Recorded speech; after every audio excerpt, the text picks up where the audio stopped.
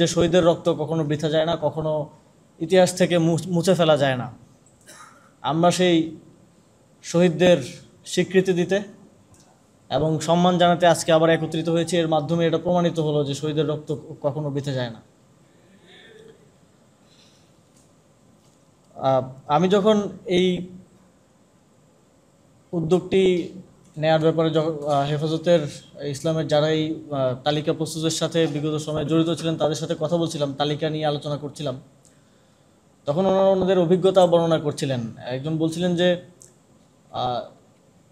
শহীদের তথ্য নিতে ওনার গ্রামের বাড়িতে যাওয়ার সময় ওই গ্রামের বা পাড়ার লোকজন পর্যন্ত বাধা দিয়েছে যে আপনারা আইসেন না, আসলে আওয়ামী লীগের লোকেরা ডিস্টার্ব করবে, বা প্রশাসনের পক্ষ থেকে, গোয়েন্দা সংস্থার পক্ষ থেকে নানা ধরনের চাপ প্রয়োগ করা হবে। এবং শহীদ পরিবারও আরেকজন বক্তা বলছিলেন যে শহীদ পরিবার কিংবা যেই মাদ্রাসার ছাত্র নিখোঁজ হয়েছে কিংবা শহীদ হয়েছে তারা স্বীকার করতে পর্যন্ত ভয় পেতেন, এত নির্মমভাবে এই ঐতিহাসিক ঘটনাটিকে চাপা দেওয়ার চেষ্টা করা হয়েছে। আজকে সেই শহীদ পরিবার, আজকে হেফাজতে ইসলামের যারা তখন নেতৃত্বে ছিলেন, সেই শহীদদের স্বীকৃতি দিতে পেরে এবং আমাদের স্থানীয় সরকার পল্লী উন্নয়ন সমবায় মন্ত্রণালয়ের পক্ষ থেকে একটা ছোট্ট উপহার দিতে পেরে আমরা গর্বিত অনুভব করছি। এবং একই সাথে সারা দেশের মানুষ যেন এই শহীদদের আর কখনো ভুলে না যায়, সেজন্য একটি ছোট্ট উদ্যোগ নিতে পারে আমরা গর্বিত অনুভব করছি। একই সাথে আরেকটি ঘোষণা আজকে দিতে চাই। আমরা স্থানীয় সরকার বিভাগের পক্ষ থেকে ইতিমধ্যে একটি উদ্যোগ গ্রহণ করেছি। যেই ঐতিহাসিক শাপলা চত্বরে 5ই মে যারা শহীদ হয়েছেন তাদের নাম আমরা শাপলা চত্বরে স্থায়ী অবকাঠামোতে লিখিতভাবে রেখে যেতে চাই, যাতে করে যখনই কেউ শাপলা চত্বর দিয়ে যায় সেই শাপলা চত্বরটাই আমাদের ইতিহাসে 5ই মেকে আবার জীবিত করে তোলে। তারপরেও সেই শহীদদের নাম যেন সেখানে স্বর্ণাক্ষরে লিখিত থাকে, যাদের নাম ইতিহাস থেকে মুছে ফেলার চেষ্টা করা হয়েছিল।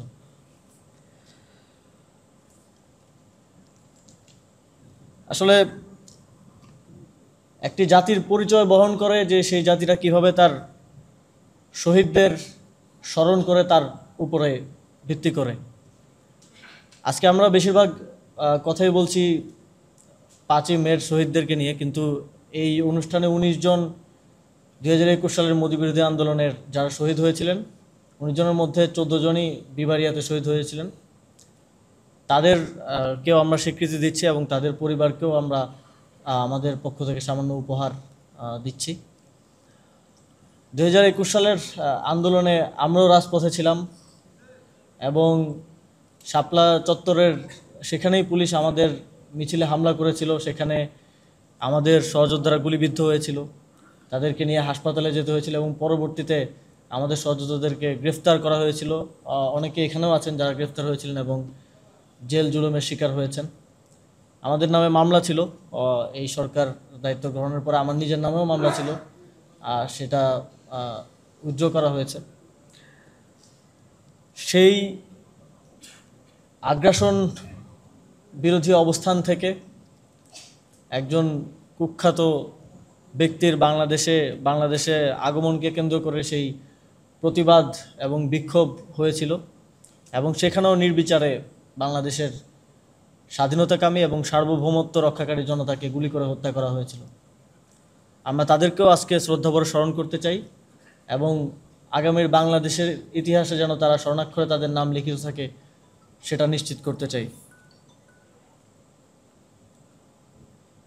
ইতিমধ্যেই এই উদ্যোগ যখন আমরা গ্রহণ করছি, যখন এটা নানাভাবে অনেকেই জানতে পারে, নানাভাবে এই উদ্যোগকে বাধাগ্রস্ত করার চেষ্টা করা হয়েছে এবং সামনেও হয়তো আজকের এই অনুষ্ঠানের পর আপনারা দেখতে পাবেন যে নানাভাবে এই উদ্যোগকে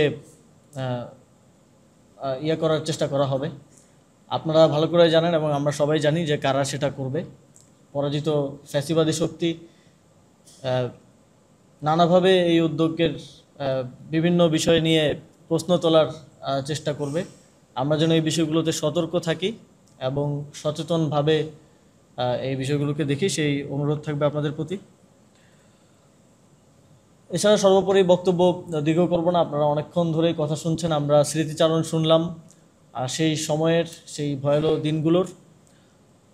শুধু এতটুকুই প্রত্যাশা রাখি যে সামনের দিনগুলোতেও যেন আমাদের বাংলাদেশের ইতিহাস গড়তে, বাংলাদেশের স্বাধীনতা সার্বভৌমত্বকে টিকিয়ে রাখতে এবং গণতান্ত্রিক আন্দোলনে যারা শহীদ হয়েছেন, ভবিষ্যৎ বাংলাদেশও যাতে তাদেরকে যে নেতৃবৃন্দই আবার সরকারে আসুক, ভবিষ্যৎ বাংলাদেশেও যাতে তাদেরকে সর্বোচ্চ সম্মান এবং শ্রদ্ধার সাথে স্মরণ রাখা হয়। নিরপেক্ষ, সত্য প্রকাশে আপোষহীন।